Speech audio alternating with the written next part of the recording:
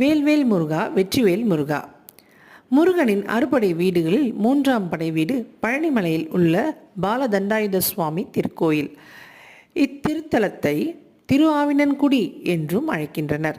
திரு என்றால் லக்ஷ்மி, ஆ என்றால் காமதேனு, இனன் என்றால் சூரிய பகவான், பூமாதேவி, அக்னி ஆகிய ஐவரும் இத்தலத்து முருகனை வழிபட்டமையால் திரு ஆவினன்குடி என பெயர் வந்ததாக கூறப்படுகிறது.